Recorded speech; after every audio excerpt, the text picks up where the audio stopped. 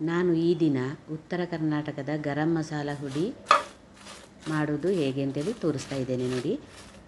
ಇದು 1 ವರ್ಷ ಇಟ್ಟರು ಕೂಡ ಹಾಳಾಗೋದಿಲ್ಲ. ಇದಕ್ಕೆ ಬೇಕಾದ ಸಾಮಗ್ರಿಗಳನ್ನೆಲ್ಲ ತೋರಿಸ್ತಾ ಇದ್ದೇನೆ ನಾನು.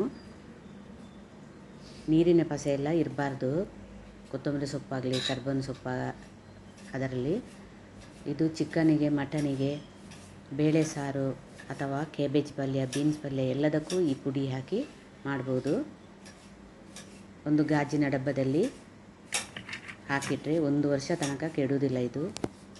ಅಥವಾ ಮಣ್ಣಿನ ಮಡಿಕೆಯಲ್ಲಿ ಕೂಡ ಹಾಕಿಟ್ರೆ ಹಾಳಾಗೋದಿಲ್ಲ. ಮಾತ್ರ ಗಟ್ಟಿಯಾಗಿ ನಾವು ಮುಚ್ಚಿಟ್ಕೊಳ್ಬೇಕು.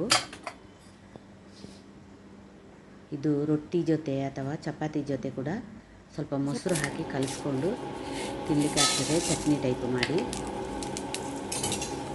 ಅರ್ಜೆಂಟಿಗೆ ಏನಾದರೂ ಪಲ್ಯ ಇಲ್ಲದಿದ್ದರೆ ಈ ಥರ ಗರಂ ಮಸಾಲೆ ಹುಡಿಗೆ ಸ್ವಲ್ಪ ಮೊಸರು ಹಾಕಿ ತಿನ್ಬೋದು. ಗರಂ ಮಸಾಲೆ ಕೂಡ ತುಂಬ ಹಾಕಬಾರ್ದು. ಒಂದು ಅಂದಾಜು ಮೇಲೆ ಹಾಕ್ಕೊಳ್ಬೇಕು, ಇಲ್ಲದ್ರೆ ಕಹಿ ಬರ್ತದೆ. ಒಳ್ಳೆ ಪರಿಮಳ ಬರ್ತಾ ಇದೆ ಗರಂ ಮಸಾಲೆದು. ಏನು ಹಾಕಿದ್ದೇನೆ ಅಂದರೆ ತುಂಬ ಅದರ ಪರಿಮಳ ಆಗ್ತದೆ. ಹಾಗಾಗಿ ಮಿಕ್ಸಿ ಜಾರಲ್ಲಿ ಕೂಡ ಹಾಕ್ಕೊಳ್ಬೋದು ಅಥವಾ ಕುಟ್ಟಣಿಯಲ್ಲಿ, ಕಲ್ಲಿನಲ್ಲಿ ಅಂದರೆ ಕಲ್ಬತ್ತ ಅಂತ ಹೇಳ್ತಾರಲ್ಲ, ಕಲ್ಲು, ಅದರಲ್ಲಿ ಕೂಡ ಕುಟ್ಟಿಕೊಳ್ಬೋದು. ಆದರೆ ಮಿಕ್ಸಿ ಜಾರಿಂದ ಕೂಡ ನಾವು ಕಲ್ಲಿನಲ್ಲಿ ಕುಟ್ಟಿದ್ದು ತುಂಬ ಪರಿಮಳ ಮತ್ತು ತುಂಬ ಒಳ್ಳೆಯದು. ಕೊತ್ತಂಬರಿಗೆ ಮಾತ್ರ ನಾವು ಎಣ್ಣೆ ಹಾಕಿ ಹುರಿಬಾರ್ದು, ಅದು ಬೇಗನೆ ಪುಡಿಯಾಗೋದಿಲ್ಲ. ಇದೆಲ್ಲ ಚೆಂದ ಎಣ್ಣೆ ಹಾಕಿ ನಾವು ಹುರ್ಕೊಳ್ಬೇಕು. ಕೆಂಪಾದಾಗ ಹುರಿದು ಕಲ್ಬತ್ತದಲ್ಲಿ ಕುಟ್ಟಿಕೊಳ್ಬೇಕು. ಮಿಕ್ಸಿ ಜಾರಿಗೆ ಹಾಕಿದರೆ ಅದು ತುಂಬ ಪಾಯಸ ಟೈಪ್ ಆಗ್ತದೆ. ಹಾಗಾಗಿ ನಾನು ಸ್ವಲ್ಪ ಕಲ್ಬತ್ತದಲ್ಲಿ ಕುಟ್ಟಿಕೊಂಡಿದ್ದೇನೆ.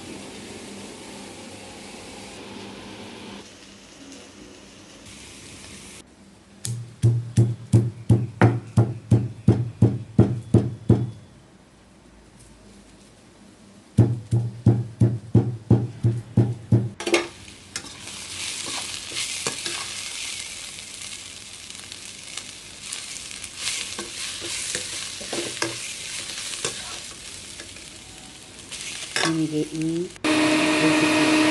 ಈ ಗರಂ ಮಸಾಲ ಹುಡಿ ಮಾಡಿದ್ದು ಇಷ್ಟ ಆಗಿದ್ದರೆ ಸಬ್ಸ್ಕ್ರೈಬ್ ಮಾಡಿ, ನನಗೆ ಪ್ರೋತ್ಸಾಹ ಮಾಡಿ.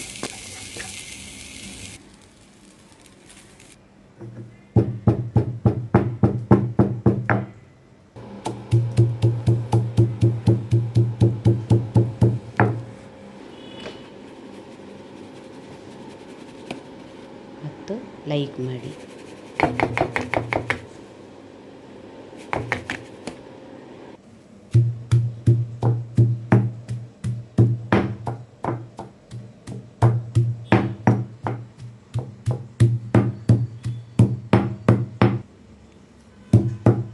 ಬೆಳ್ಳುಳ್ಳಿ, ಈರುಳ್ಳಿ ಜಾಸ್ತಿ ಹಾಕ್ಕೊಳ್ಬೇಕು.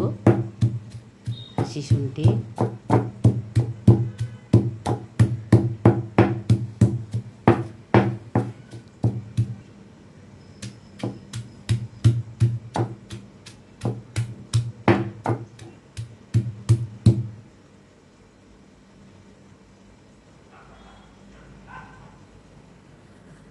ಬೇಳೆ ಸಾಂಬಾರಿಗೆಲ್ಲ ತುಂಬ ರುಚಿಯಾಗ್ತದೆ.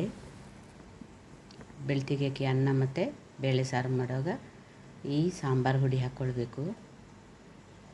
ಒಳ್ಳೆ ಪರಿಮಳ ಮತ್ತು ಟೇಸ್ಟಿಯಾಗಿರುತ್ತದೆ.